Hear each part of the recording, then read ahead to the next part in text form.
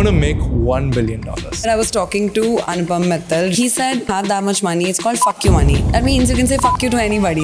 You want to find people who treat the business just like a founder would. Initially, I did make a lot of mistakes with hiring. Some people I had because they were cheaper, they scammed me. And sadly, they were all guys. I'm only going to work with women. The two who scammed me for the maximum amount, one was doing accounts for me and one was doing website for me. And when I went on Shark Tank, I was doing my due diligence. I realized I don't have the admin access. They had all the access. And I was like, I trust you guys. You're being very vulnerable. You're sharing the side of you which has made mistakes and just owns up to the mistake. Is that your actual hair? One. There's one more.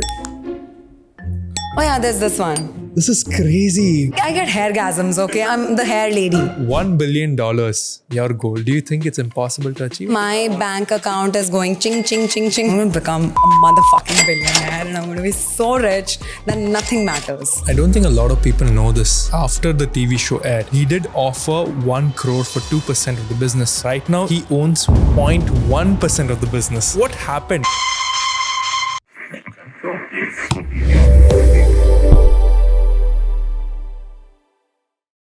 The trailer you just saw right now was just a quick sneak peek on what is yet to come in the podcast. Parul revealed to us things that was not shown in Shark Tank India. What happened to her deal afterwards? She revealed to us how she got cheated by some of her employees. These are informations that you don't see from someone's social media page. When you may look at Parul's 1.6 million followers, you may not understand what are the problems that she is going through as a business person, but it's all revealed in this particular episode. I manifested this episode in some way. I've been trying to get in touch with Parul for the last many months, and she finally opened a store in Dubai, and we shot this episode. This beautiful setup that you're about to see is shot by my company TNB Podcasting right here in Dubai, right in Parul's store, and get ready to experience an amazing episode. I just want to end this intro by one request. I've observed that 98% of the people who are watching my podcast haven't subscribed to our page. So if there's this one humble request, just hit that subscribe button for more such value addition content that we'll keep producing in the future. Enjoy the episode. You were recently saying that you want to reach $1 billion. You want to make $1 billion, correct? Yes. I mean, that's a goal. How did your mom react when you said that you wanted to make $1 billion? She wouldn't even know how much is $1 billion. She'd be like, this is so much money. But then she said something, इतने बड़े सपने देखती है ना, मुझे डर लगता है. So she was a little scared. I was like, mummy डरने की क्या बात है? बड़ा सपना देखने के लिए थोड़ा तो risk लेना पड़ता है. I mean, I'm stupid to walk here one day and then be like, I'm going to open my store, and I did. And coming to $1 billion, I do want to make $1 billion. By when? I haven't set a goal, but I was talking to Anupam Mittal recently, and he said, after a point, whether you make 600 crores or 1600 crore or thousands of crores, it doesn't matter. Once you cross 600 crores and you have that much money, it's called fuck you money. That means you can say fuck you to anybody in the world, right? It's a good number to have. So like just make 600 crores, and then after that, just work for yourself and not for money, because you've already made fuck you money. So I want to make fuck you money. Just for the audience, when Anupam Mittal said 600 crores for the international audience watching, that basically means close to $100 million. When you make close to $100 million, you can say fuck you to anyone. When you have $100 million, there are very few things which you can't buy. That's true. For example, I think a private jet would cost something like $10 million. Recently learned you can lease, more than leasing, like you pay yearly and you can have your own private jet. I was like, can I put Nish Hair on it? So whenever I go, be so that's cool. So cool, right? I have my private jet that says Nish Hair. Okay, imagine $1 billion is deposited into your account today. What is the first thing you would get? Oh my God, I'm going to open my stores everywhere. US, then Canada, then Australia. In India, every city which is having new money, like Indore. So jahan paisa hai, main wahan jaungi. Proper market. Produce a movie for myself where I'm the heroine. And maybe I'll get Shah Rukh Khan. Now let's talk about the Malikin brand. Yeah. When you came on Shark Tank, when you introduced yourself as the Malikin, like the sharks commented, they were like, no one has ever referred to themselves as Malikin before. People would normally call themselves as founder, entrepreneur. How did that whole identity form? I'm from Rohtak, Haryana, okay? It's a very small town. over there we would hear it कि अरे मालिक की गाड़ी है, मालिक मतलब मालिक मालकिन were big people. So मुझे बड़े होके मालकिन बनना था. Okay, that's somebody who has a sense of belonging, somebody who's done it on her own is malkin. Self-made, like not generational wealth passed down. I mean, they do. It's not that malkin is anybody who owns something, right? Owner is malkin and male owner is malik. So just malkin became a definition. You don't have to say I'm a female founder, I'm a woman entrepreneur. Malkin just defines it. Talk us through your journey. Like, how did Nish Hair come to be now? How did the whole acting journey start? Like, walk us through. So you're born in Rohtak. You're surrounded by people who would say like, like Malik ke ghar ja raha ho, Malkin ke ghar ja raha ho. Probably that little bit influenced you. Like that stayed back somewhere. And when I had the business, I was like, Nish Hair ki Malkin. Again, a ring to it. So I go with my gut feeling. I go with the sounds. If something sounds good, I follow it. I follow my gut with things. Because I come from a small town, having very little to do anything. I mean, I remember my father had moved me from a school because the school fee was more. So I was put in a Hindi medium school. So after 5th, I studied in a Hindi medium school. I couldn't speak English. When did you learn to speak English? When I came to Bombay, when I was 17 in 2011-ish is when I started speaking. I would have never guessed, by the way. Your command on English is perfect right now. My teachers couldn't speak in English. I mean, I was in a Hindi medium school. So coming from a place where you have nothing, your will to take risk increases because you have nothing to lose, because you have nothing at all. So my dreams had no boundaries. I mean, I was like, kuch bhi nahi hua, to I'll have this. Ye to hai hi na, ghar to hai hi. Who'll take away my home from me? So I would always dream big. I remember in school assembly also, I would stand and I would just be looking up in the sky, being like, someday, because sitting in a plane is like a dream, right? Especially when you're in 5th, 6th standard, you're a kid. I had never sat in a plane. I think with my own money, I sat in the first time in a plane. When was this? Which age? When I was 17, I came to Bombay. So you made your own money. I think around 17, I saw in one of the interviews, you were making 50,000 rupees a month, which is a big amount. Big amount, Big yes. amount for a 17-year-old, right? I was doing part-time during that time. I was making like 10,000 rupees, but 50 was unheard of. Right, I got selected on Facebook. Again, I manifested it. I wanted to have a great life. Since childhood, I remember because I couldn't speak English and I didn't have... So I thought maybe doing a Miss India, any beauty pageant will get me there. Okay. So I would watch a lot of those videos on YouTube. Table manners, table etiquettes, how to speak, like certain things to say.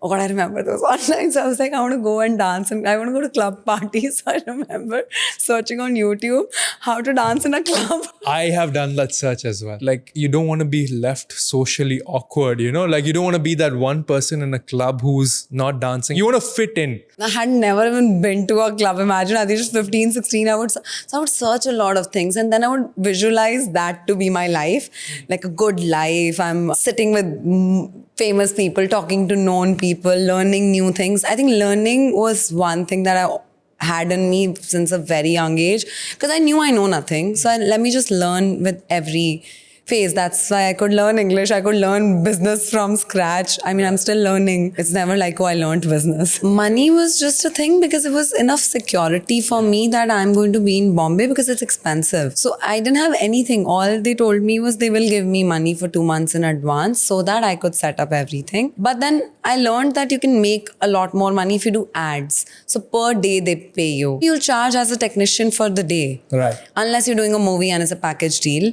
and you know that these many days. I was doing a daily soap, like a television show, prime time television show. I think what I maximum learned in that much time, I learned how to take rejection really well because you get rejected on daily basis as an actor. You're told on your face, fit, not fit. A lot of times you'll start a project and just can in between. So knowing that life can be really uncertain, that is something I learned. That was a key point which helped me eventually in business. Never think you've made it. Never ever think you've made it. You're always in the process because the day you think you've made it, you stop learning, you stop working towards it. That's something I could instill in my business. So $1 billion, your goal, do you think it's impossible to achieve or it's possible to achieve? It is very impossible, but I mean, I can make it possible. That's the thing. That's why you choose dreams. I mean, if I sit back and look back, Had I ever thought that I'll have a business of mine? Never. I wanted something that had my name on it, Correct. that I could see in shining lights. Right.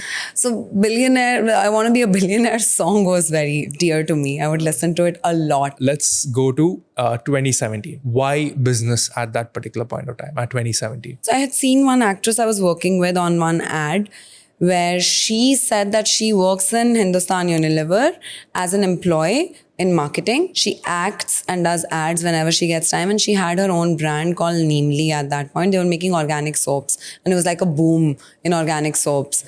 So I got really inspired at how she's doing all of these things, and I love doing multiple things.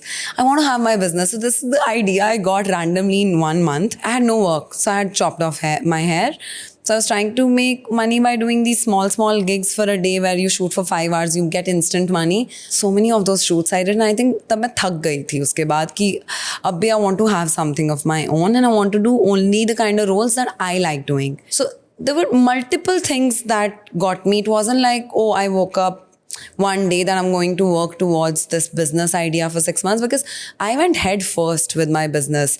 I just thought of what I'm going to make. Then I thought of what name it would be, and then I got the domain name. These are the 3 things I did. Not knowing how business works, how distribution works, what is e-commerce business like, will I be able to package it well, will I be able to create as many products? I had no idea. I just did it. It's like learning on the job. Yes. Many people think that in entrepreneurship, you have to figure everything out, and that's when you start. But I think that's the worst thing you can do, right? Just do it. So many people are like, okay, I need that perfect Instagram looking page. I need that perfect website. I just want to shake those people. I'm like, my bas papa ka paisa hai. Because most of them have papa ka paisa. Who are like, we want everything set and then they'll do it. Also, the fact that I want to disrupt is you don't need money to start a business. You can sell someone an idea. For example, I run a marketing agency. I've been profitable since month 1. You know what I mean? Way to flex. No, but a marketing agency is like that, right? When you're becoming something like Zomato, if you're becoming something like Paytm, that's when you need a lot of investments in place. So it depends on the type of business also you're doing, right? When you started Nish Hair, how much was your initial investment into the business? I know I say it, people don't believe me. मैंने 5,000 रुपए लगाए थे. Trust me. So you started your business with 5,000 rupees. 5,000 rupees is basically not even $100. It's like it's $50. You started your business with $50, $60. That's brilliant. What did you buy for that 5,000? I bought 2 bundles, something like this, what I'm wearing. It's literally a bundle. So from which we make hair and then we stitch clips on it. So 2,000 each. I bought 2 bundles in this much length because I wanted to practice first. And I ended up selling those pieces because I practiced a lot, and then good thing was because I was stitching at home, so I could unstitch it and then stitch it again to make it look like the way I wanted it. I did a lot of things on that one piece. I was like a little engineer piecing it together and then just like breaking it and then piecing it together. That was my first investment. Then after that, I was like, okay, what else do I need? I need more raw material. I need a little bit of packaging. I'll need a little money to make the website. So I tried to get a lot of favors first. Kisi ne website bana di. But then once I made 2-3 good products, I remember I had made, after 5,000, I must have put only 1 lakh to get it started. Where did the 1 lakh come from? Acting se jo bacha kucha thoda bahut to I made yaar. What I also love about businesses is business you're in control. Do you think that you wanted that control in your life? I did, definitely, because I was sick of depending on others for work. Like, I know I have the skill set, I know I can do this, and I'm just waiting for someone to select me. They say you should work towards it, you should work on your acting a little bit, you should do something. If I'm doing it, but still I'm not getting to use it. And there's a lot of kismat that's attached to it. I think my kismat played a great role in getting me to Mumbai. My kismat got me to learn so much, and now my kismat got me to have my own business. You started your journey, you wanted to cater to people in the beauty industry, because I've seen that in some of your interviews, you said that hair extensions, wigs and everything were very expensive. Very expensive out there. It used to be. I cut the market. So it's a problem which you were facing, and you identified other people also were facing within the industry, right? But when did that pivot came? Because you changed your target market. Earlier, you were targeting people who wanted to in the Bollywood industry, but now you're targeting Gen Zs, you're targeting millennials who want to look different, you're targeting probably cancer patients who have lost hair. Why did that pivot change? It was first time when I did my first pop-up, like a first sale, in-person sales, because that taught me a lot because I was talking to my consumer directly. So earlier I was just like dragging them in that please come, try my product, see it, don't buy it, it's fine. Once I got them to sit in that chair, and then me educating them started, like, okay, you have this hair, and not going like very logical, array, your hair is like this because your mother's ever. None of that. It's like, okay, this is your hair. In India, there are only 3 types of hair. So this is one hair which is best match for you. And let me try this. Do you want to see length? Do you want to see something on yourself? So I started asking them. This was without planning anything. I was learning on the job. So then somebody said, my hair doesn't grow. Somebody said my hair got very brittle after giving a birth. Or somebody said I have PCOS. So because of my hormonal imbalance, my hair fall is increasing. Now those things, I was like, oh God, ye to zarurat hai. This is not just what I'm wanting to sell them. It's not about me. It's about them. It's a market need, yeah, right? When they're sitting in my chair and I'm talking to them, my world just expanded. It was just like, I was thinking this much. I started thinking this much. And overnight, I was like, okay, I want to do so much. I want to create more products. How can I create products to match with their needs? Or different kind of hair textures exist. So let me perm and create those textures, because not everybody with curly hair donates hair, So I would perm and I would create different textures. I would color. Then there's salt and pepper hair. Now, need of salt and pepper is this much, but there is. And they don't know something like that exists. So that became very exciting for me. So guys, if you're watching this, she didn't know that what kind of customer segment she was about to target. She thought that she would target actresses. So she didn't identify the thing, but she pivoted in business. And in business, it's very, very important to pivot and listen to your customer. As an entrepreneur, like you rightly pointed out, it's very, very important to get people who are much better than you, because you cannot build something on your own. I mean, if you're the smartest person in the room, you're never going to learn. Not in the right room. Just get out, run from that room as fast as you can. All right. So we have understood the importance of pivoting and listening to the customer. These are all key lessons which you're sharing with us. Now talk to us about that journey where you pivoted the business. Before the pivot happened, it happened in the first year. I was doing 40,000. 40,000 rupees. Okay. And then I believe it was 3.54 lakhs. Okay. In second year. I think so. Yeah, I think so. Around 4 lakhs in second year. Yeah, by then I wasn't doing too many pop-ups. And I think this was the second year is when I did the pop-up, is when I actually saw a change. And then when I actually realized the need of the customer, my business This is third year? So 2017, we are talking about 40,000 rupees. 2018, we are talking close to like 4 lakhs. This is again 2019 we are talking about. 2019 was how much are we talking over here? But it was in lakhs, and it was a lot more than 4 lakhs for sure. First 2 years, it was just me trying to get people to understand. I think I did 40-ish lakhs. 2020, things changed completely. COVID.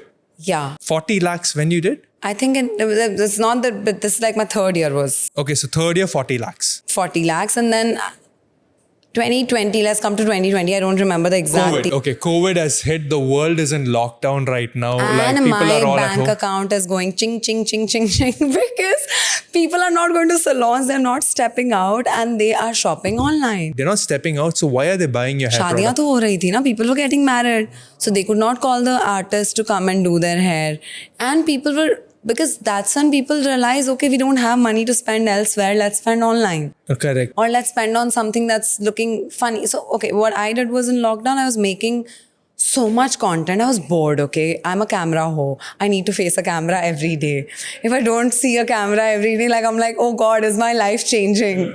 Every day I'm making a video, posting it, and posting about new product that I'm creating because I have so much time. I'm just creating a product, posting, creating a product, posting, chatting with customers on daily basis, doing video call trials. I'm getting bored. On Sundays, I would sit because I knew people are working from home. So Sundays, they'll have time. So Sundays, I'll do 5 minutes video calls starting from 11 a.m. to 8 p.m. or 7 p.m. jab tak I had daylight. So in video call, I'm chatting with people, understanding what they need, and I'm making sure I'm closing a sale on that video call. And video call is what? Instagram video call I was doing, because that time that feature was introduced, I believe. That's when I think Nish Hair did its first crore. In 2020. April, May of 2020, and my account had 1 crore, and I was like, oh my God, what is happening? So much is money. This real? my first crore I made that time, and I went running to my mom. I was like, just look at this. This is insane. I was spending less because see, over the years, I had enough packaging material, I had enough raw material. Luckily, my vendors who were giving me raw material were providing me, thank God. So I could manufacture at a crazy pace. Because it was me and my mama. Whole day we would make products. It was insane. Sorry, I get very excited talking about it. You know, I don't know a lot of founders who work with their moms. How did that start? 2017 when Nish Hair started. Was your mom there then, or you brought her later on? No, she literally she's wind beneath my wings. She stitched the first piece. So we had a sewing machine. See, when you come from small town, somehow you have a sewing machine in your house, okay? So she brought it from Rohtak. We were living together always in Bombay. We were living, I sometimes say she was living with me. No, I was living with her. It can never be. Your parents cannot be living with you. You live with your parents when you're desi. She stitched the first piece because I didn't know how to, I still don't know how to stitch on a sewing machine. I know how to stitch with hand, like sui dhaga. So there are clips on all my products. So I would stitch that and I would tell her I want it like this or that. And because production was very less, so I could create a lot of products and experiment a lot more. And that time I believe I had like 4 SKUs. Right now your mom She heads the manufacturing department. Oh, that's beautiful. So elaborate more on your mom's role in your business currently. This product right now, I'd put it behind, I don't know why. Beautiful. So even when the color is coming, she's making sure these many bottles are coming in for the color and the color happens properly and then the stitch is clean. I mean, there are no extra threads. There is one. But then there's a quality check department too. But she keeps on guiding the team that it has to be stitched like this. It has to be a certain way. Weight has to be correct because if it says 160 grams online, it has to be 160 grams. Correct. So she's overlooking that department every day. Is that your actual hair which you're wearing right now? Okay. One. So that's a clip-on bun. Like the man bun, if you grow your hair a little, you can have something like this. So it's a unisex clip-on bun. Okay. Then this one's frame my face. It kind of frames my face. Okay. There's one more. I had kept it a little down because... That's 4 pieces of hair that you just took out right now. And I didn't even see the blue at the back. And yeah, okay. And then the scalp is not my own. So yeah. So this is the product. It's for people who are losing hair here for postpartum hair loss or PCOS or just Dubai water is really hard, okay? It's hard water. So if you want to get rid of that, so you just clip this in like this, leaving some hair in front and it looks... Yeah, there's this one. Last one. This is crazy. I know.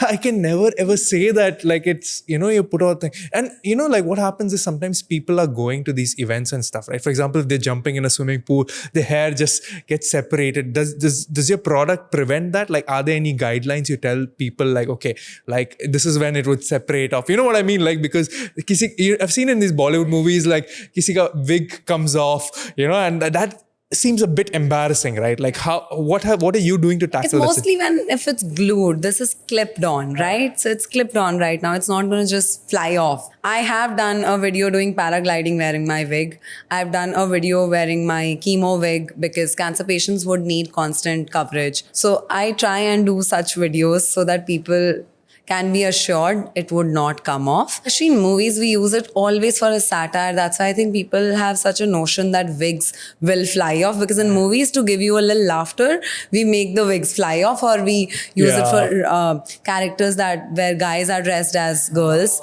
So it's always looked as a joke, or they've shown it as something to be ashamed of. You mentioned about the stigma of wigs, yes. Right? In India, wigs are pretty much stigmatized. Like, and people would never, even if they buy a wig, they would never tell people that they're wearing a wig. Is the stigma only in India or in other parts of the world as well? Everywhere, I mean, just women accepting, because for men, it's still easier. Like if your hair will go tomorrow, you'll just shave it off and you'll be bald and you'll be happy. But for women, it's not okay. So hair is just so dear to women. It's very dear to women. It defines their identity in a way, right? Why do you think girls cut their bangs when they break up? Because it makes them feel great. It's just like you're letting go of a weight. So people relate a lot of things to hair. That's why people donate hair also, because it's considered as a good karma. There's a theory in Hindus that when you're born, you know why they shave off your head? So you're carrying your hair from your past life is why they shave it off. That's why in people, Amritdhari Sardars, you know, there were men and women, they don't even remove a single part of their hair because they're saying that we are going to carry this to next life. Whereas in Hindus, they remove the hair because they say we want to remove off the past karma. And they also say there's a lot of ego in hair. That's why people, whenever they want to feel fresh, they go for a haircut because you're letting go of ego. There's a lot of things to hair. I mean, I get hairgasms, okay? I'm the hair lady. If I see good hair, I go like...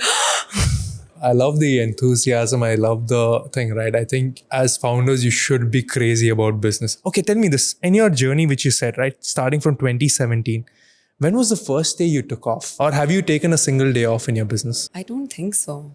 There's not a single day when I'm not thinking. Maybe initially, because it was such a nascent stage, I didn't know where it's going, what I'm doing, and I didn't even know how certain it is, because when you do 40,000 in a year, that means it's not very every day you're working. Yeah, but I would say when it actually picked up, or when I got the taste of success in the business, since then I've not taken. As an entrepreneur, do you ever feel the work ends? It never ends, right? It's just I love it so much. For me, it's not work. See, that's the point. You cannot call it work, because when you treat it as work, then you are limiting it, that I can only do it till now I need a break.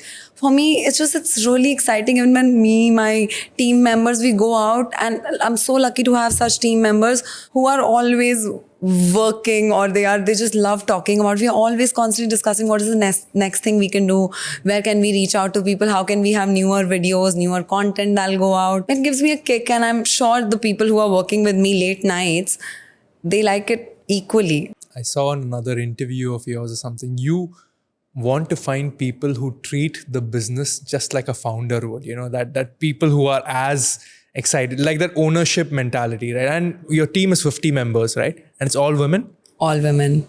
I'm so lucky to have all women. How would you go about finding these women who are equally passionate as you? A lot of them were homemakers earlier, or they were cleaning houses, or they were didis who were helping in some other work, or nannies. So I got them into this seemed more structure to them. Also, they were willing to shift into this. It was a better life for them. And there are more securities and benefits that they get at a workplace like this. But when I was starting out, I've done hiring, oh my God. So few people turned out to be the ones who are with me till now. Few scammed me. So I can never say that what is right hiring. I hired 2 girls from my building in lockdown, because that's when we were growing. And I was like, hey, what are you doing these days? She's like, we were playing badminton. And she said, nothing much. I was like, do you want to intern with me? So she's like, ask my Abba. So I asked her Abba. Her Abba said, okay, building mein hi hai, chale jao. She turned out to be my best friend, and now she got married in US. Now her other 2 sisters are working with me. One heads the operations for me. One is heading e-commerce for me, and one is now married. So that's how I did. These people are with me till now. My head of marketing, she was modeling for me, and she wanted to be a blogger, and she realized, okay, creating content is way more difficult. She started working elsewhere. She was way too expensive for me, but now I could afford her. So this year I offered her full-time job. So that's when I say now, no matter how much you have to pay for the right people, just pay them, because they'll bring so much value to you. Entrepreneurs and businesses also should look, initially, yes, you are cash strapped, right? You don't have a lot of leverage. You cannot do that. But the moment you get money, you should look at investing, because this will make you more money in the long, and together you'll grow. I feel when you're starting out a business, hire 2-3 hustlers who would not shy away from doing someone else's job too, because now she makes my life so much easy. She's not only doing marketing for me, she's closing conversations for me. She's on all the groups. Something if I end up missing, she'll close it for me. You need certain people who will make your life easier. Scale, you can only do with right people.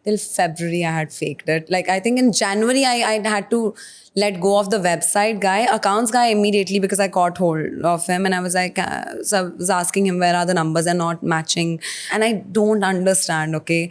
And yes, it's my mistake. I didn't do contracts with them and I hired them for really less money because he was doing my accounts to my salaries and my filing, everything. I never asked for it. I was like, okay, I trust these people. They're like family. You know, they see my passion. They're working for me like the passion I have.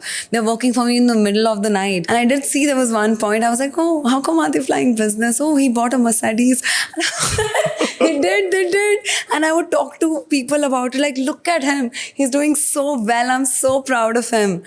And I still don't know where the money went because I could never take an action because I could never find anything on them. Because for 2 good years, they had access to everything. Let's go to that 2-month period where you knew that this person defrauded you. What was your behavior in that 2 months and what was your game plan? This is what I would do to gain access back to my own business. What is that 2-month game plan? So one guy I had to let go of completely and change my account, everything, because I was like, I need the funding. Now, I wasn't 100% sure if my website guy has anything on it, but I had my suspicion. So I immediately hired somebody on the side to build a website for me. I started shooting the content, everything I was doing from scratch because I didn't have the admin access. I couldn't even like get the data and do it. And they didn't give you the admin access? That guy didn't give me. He said, I don't have it. I only have this. And later I realized admin access bhi hota hai because I could never see. So, and then I didn't have my payment gateways access, which was Razorpay. Emailed Razorpay. I reached out to them. I DM'd them that please give it to me and I cannot don't flag it to this guy yet. By January, somehow I had my other website ready and I begged this guy. I was like, okay, don't do anything. Just give me the access. Because in lockdown, some point I made him buy on GoDaddy the extension for 5 years of my .com. So I think it was with him and I gave it to him. And so I said, okay, don't do anything. I will not. I played good cop, bad cop. So I said, that guy is bad. And to that guy, I said, that guy. But not very evidently because this guy had my .com. Yeah. That is the most precious thing to me. And the website had the cash. I was like, I don't care. I get money, no money. I need my .com. That's the most precious thing to me. That's something I've built. People have the trust. It just was the most difficult period. Yeah. Somehow I said, please, just give it to me. And I haven't received the email yet. Please just give it to me. I'm moving it to the other thing. Once the Shark Tank episode airs, I'll give you all the access and everything. It's just the only thing I could do. And I didn't unfollow the guy. I didn't do anything because I was so scared. Like if I unfollowed him on Instagram, he'll get alerted. That's my plan. Oh God. As soon as I got it, I just stopped talking to the person. But if the person messaged something, I would reply because I didn't have legit proof. Because he never gave the admin access. He only gave the .com. So the moment I attached the .com to my new website, previous website was gone. Entire data was gone. And I was just like, okay, either I can focus on growth or I can focus on getting back at them, going to lawyers, finding proof, ruining their lives. I just prayed. I do believe in God. I just prayed. I was like, God, just get me out and make me grow. And I was like, I'm going to become a motherfucking billionaire and I'm going to be so rich that nothing matters. Nothing matters. That's the time I got fired in my belly. I mean, and I think important lessons for entrepreneurs. If you're having a website, don't give the admin access to someone else. You should have the password and access. That's lesson number 1. Gateway. Second, payment gateway. Never give access I to your didn't payment. even know there was a login password. I was so dumb. I was very dumb. I just trusted people. I was like, ki paisa to aa raha hai. Paisa never mattered. I was like, I'm doing this for a greater good. So don't give access to payment gateway. This is basic. I'm sure all the viewers know. I was stupid. Again, don't be me. No. I think it's no. And entrepreneurs, like if you're listening to this, it's very, very important. Imagine you're not from a finance background. You'd be like, I'll hire a finance guy. But I think you will not be able to manage the finance guy unless you know basics yourself, right? There are ways in which you can control payments in how it goes out. Right? For example, one of the managers who I know, one of my clients, right? What she does is she has given access to one of her accountants in the business, right? And that accountant can make any transfer. But while he's doing the transfer, it has to still go for approval by that owner. You know, there are processes like this which exist in the thing which still gives you that fine. Though you're giving that control, but you're still deciding if that payment goes or no. You have made mistakes. I've made mistakes. I've also made a big mistake with contracts. And like, because of this, people have copied my business. I brought an intern to my business. She learned or he learned and then She replicated. learned everything about my business. And then she went and she started a new thing. Well, again, lesson. Thank you for teaching me that lesson. And exactly what you said, right? Like now I had two options. I could sit over here and think of ways, okay, I'll file a lawsuit, I'll do this, or I'll be like, okay, let her go start. I'm going to build a business way bigger than her. She'll never ever be like, you know what I mean? Like, Yeah. I think No, I it's was always very grateful it happened before my Shark Tank episode aired, because had they been scamming me later, imagine, because I did grow after that. I learned that lesson the hard way, that don't be petty, Parul. Do not look at, oh God, I'll save 5,000, 10,000, 20,000 rupees. After that, I was like, okay, if somebody asked, especially if I had a freelance male, if he said that I want 30%, I was like, just take it. Never cheat on me. Like never cheat me in business. but I think now you have proper contracts, right? You have like, I'm sure you have bulletproof Yeah, we have HR now, thank God. My mentor, he told me this beautiful statement that your first contract is your worst contract. Okay? And every customer you deal with will teach you something or the other in business, or you learn it in a hard way that you'll keep improving your contract, and your contract keeps on improving. It never stops. Even I think 1 year down the line, your contract will be about, oh, this guy cheated me this way. Let me include this clause. So I think it's a never-ending process. And this is what makes entrepreneurs. So guys, again, like the point that we're making over here is Parul didn't know all this while starting. I didn't know while I'm starting a business, people are going to copy me.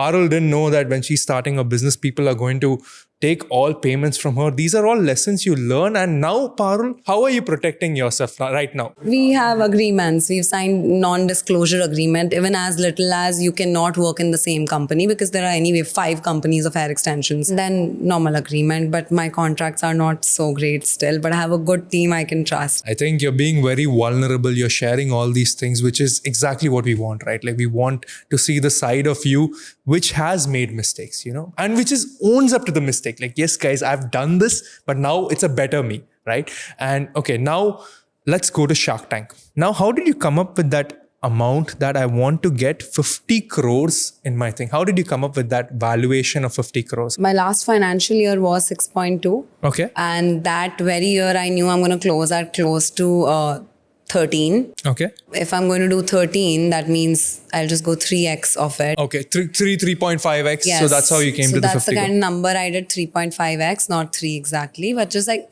so people said 3 to 4 is your actual, like it's easy to get. 100%. And that's a decent valuation also, right? Yeah. 4 times current year's revenue. That's a very 3.5 to 4 times. 3 to 4 is what I thought, between 3 to 4. So it just 50 sounded like a good number to me. And okay, now whenever someone is going into a negotiation, Shark Tank in a way is a negotiation, right? Like, you know that the sharks will negotiate, kam karwayenge, ye karwayenge. I want to know, like, yes, you went with asking 50 crores for 2%, but what was that number ki agar ye bhi de dete, मैं close कर देती. You know what I mean? Like, I'm sure you would have thought that कि चलो अगर suppose if they value my business at say 40 crores, I could have still come. What is an internal number you would have closed that still? So you decide a number, you can't change it. But what if a shark said, I'll give you 1 crore for 4%? So that values your business from the 50 crores, it immediately brings it down to 25 crores, right? तो कम होता तो मैं मना कर देती ना. तो मुझे तो मेरा मिल गया. In the first go, he said, Right. My first offer, Amit Jain said, I'm giving, what was your ask? Oh, 1 crore for 2%, I give it to you. And I was like, मुझे लगा था लोग लड़ेंगे मेरे लिए. That's what I said. Right. So no one valued it lower. I got it in the first go. Now my question was like, when you go for a negotiation, you think what's the minimum ask? Like, you know, जो सोच के जाते हो ना कि अगर ये भी बोल देंगे. I knew I'll get the valuation. I went with a very set number. I didn't ask for too much. I didn't ask for too less. I asked for the number that I knew I will get it, and I went there to raise. Got it. Now Shark, Aman and Vinita both offered you for 3%, right? 3%. So they if you had accepted their thing, your business would have lost the valuation. I could have negotiated. When Shark Amit Jain said that, okay, I'm going to be hands-on involved with him, with you. I think that was a trigger, right? I was like, okay, I've decided I'm going to go with Amit Jain. Now, walk to us the journey after that. What did he come and do in the business? How was the working relationship between the both of you after the show? So he's this one male figure that I look up to. Right. Whenever I'm in trouble with law, trouble with something I don't understand at all, trouble with scaling, or let's say a year or month I've had low sales, he's the person I directly just WhatsApp and then I say, can I call? Or he says, I'm calling. And then I just get that advice, because a lot of times when you're starting out, you don't need someone telling you, isme itna karo ya itna aapka return nahi aa raha. And even before the investment came, there was 3 times I called him. Anything I don't understand, because I don't call him for every little thing. Only when I know, oh God, this is something I may be in trouble or I don't understand at all. I said I don't understand twice. But yeah, whatever I don't understand, I just ring him. And even before the investment came in, 2-3 points in my life where I was like, okay, please, I need some guidance. And he connected me to the right people. He's like, in Mumbai, I know this person who knows this person. And such a cool thing, he creates a WhatsApp group. For example, I said, okay, I'm one of my very important employees. She was leaving and I started crying in the room because I was like, I don't know if she leaves, what would I do?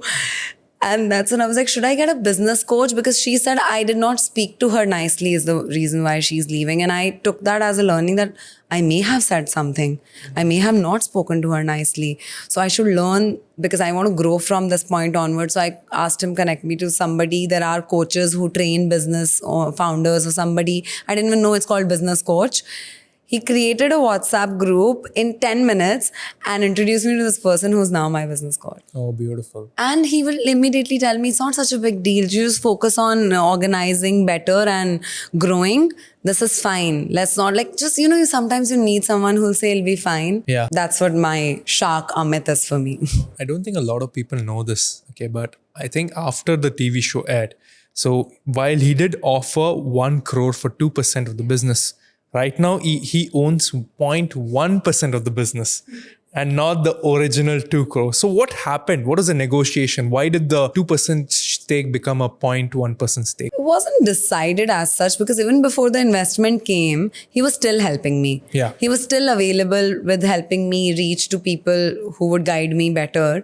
I wanted to honor the deal. I wanted to still go ahead with... I was like, I do want you in my life and with Nish Hair forever. And Girnar Soft is their main company, which is the Kar Dekho Group's main company. So Girnar Soft, I do want them as a part of my Nish Hair.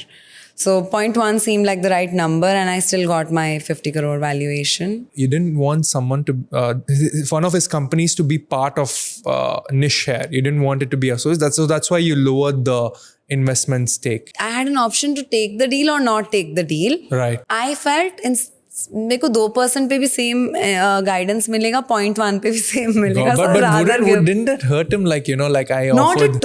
Not at all. He was happy that I'm honoring a deal for him. How much? 1 crore matters nothing. Right. Not does 5 lakh mean anything or 1 crore. And with 5 lakhs, he's still getting to make 0.1%, which is great because, imagine you become a billionaire, and a billionaire is 1,000 crores, right? Yes. No, billionaire is 8,500 crores. Sorry, 8,500. I'm saying yes, I want to be a billionaire here on this.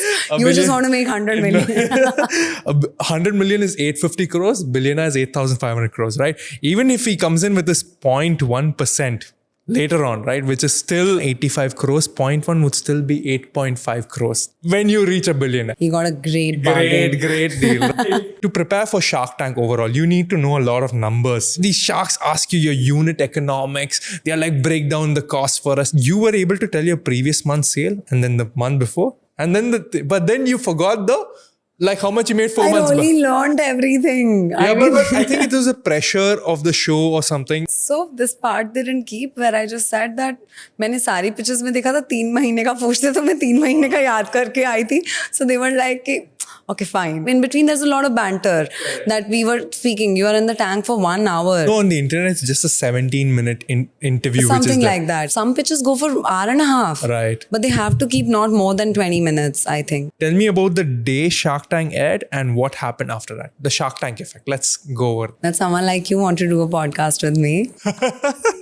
It created credibility. People realized she's not just an actress, she's built a good business, knows how to sell. So those things that happened more than just sales. Now that I could open here is only because I know people will show up. It's the Shark Tank effect. No, but Parul wants to scale. Parul wants to make $1 billion.